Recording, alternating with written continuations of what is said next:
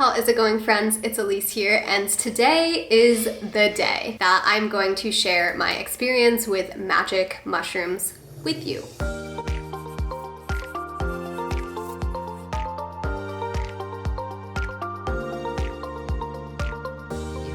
This has been a topic I have been considering, thinking about, sharing with you probably for a few years now, and I just want to say thank you for your patience. As you can imagine, being somebody who shares videos here online and knowing a little bit about magic mushrooms, you can probably understand why it has taken me some time to muster the courage to do so. But I am actually really looking forward to diving into this because it is quite a part of my life. I have a little mushroom tattoo on me.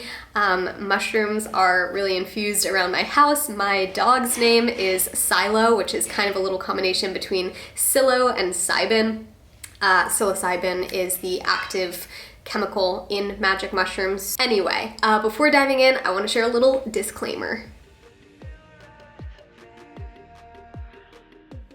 Okay, cool. Now that we have that out of the way, in this video I'm going to be sharing my personal experience with magic mushrooms with you, how it all started, how it has transformed my life, am I still consuming and using magic mushrooms today, and also a little Q&A. I asked you guys on Instagram some questions that you had about me and magic mushrooms, so I'm going to be diving into that later in this video. I also feel compelled to say one more time, this is my personal experience, and I want you to always remember to make decisions that align with you, your current situation, and your future goals, not just because someone else tried it. Sure, I'll try it too, but really consider your decisions in every single aspect of life. Okay, so there are heaps of videos online talking about the history of magic mushrooms and all that jazz, so I'm just gonna give a brief overview.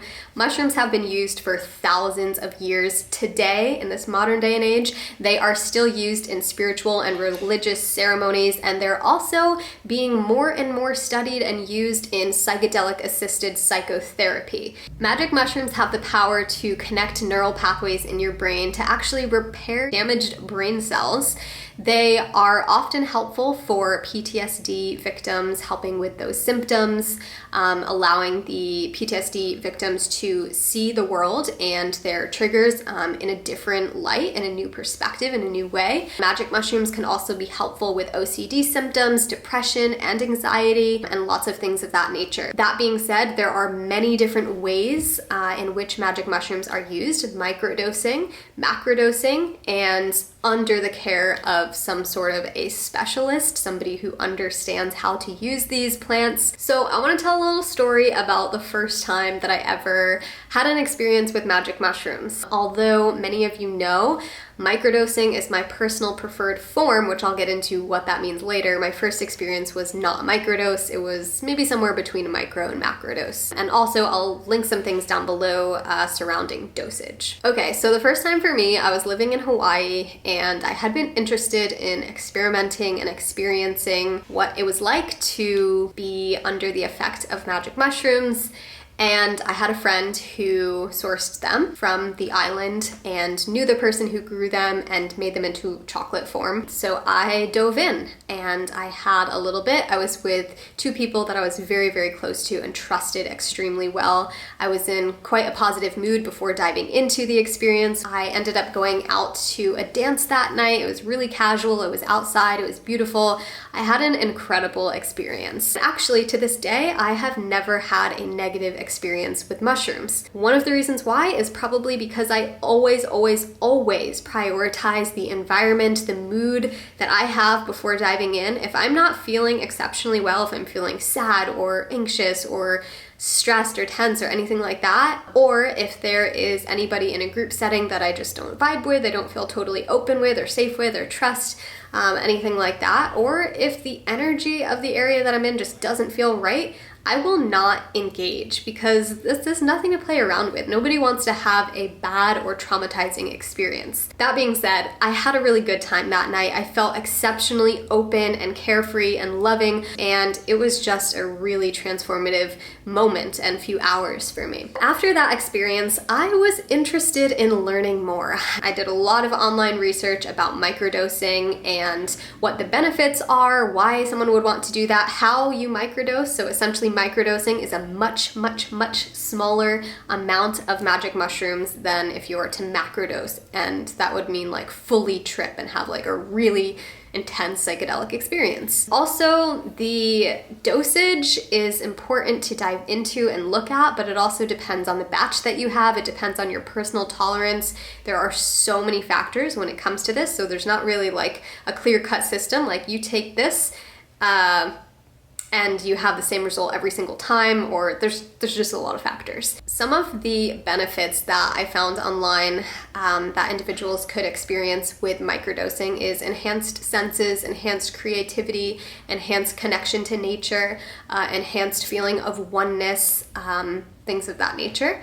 All of those seemed pretty positive to me. I didn't really see any massive drawbacks that would come from microdosing. It felt very safe for me. So I dove into a little experiment. For 2 months straight, I was microdosing on magic mushrooms. On every third day, I would have a dose. By the end of the 60 days, I pretty much experienced all of the benefits that I had researched and been interested in and set intentions on experiencing during my microdosing trial period. As a whole, magic mushrooms have really helped broaden my perspective on various aspects of life.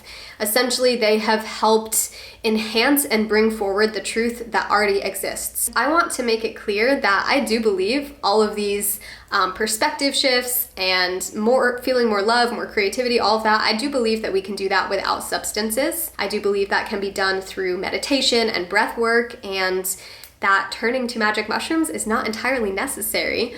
But I also am an advocate for accelerated growth and transformation. I'm gonna dive into the Q&A part of this video now, so let's go. Question number 1, have I ever had a bad trip and how do I prepare for trips? I did share earlier in this video, I have never had a negative experience with mushrooms. I've had a maybe like neutral experience where there was something that made me feel slightly anxious during the experience. That was actually having the presence of an animal nearby, and I could tell that the animal picked up on my altered state of being. And I felt really bad for the animal picking up on my state of being and feeling anxious because they were like anxious breathing. So that was like an uncomfortable situation, but that was like the lowest of the lows. Everything else has been very expansive and opening and blissful. So how do I prepare? Like I said earlier, I make sure that I am in a good space.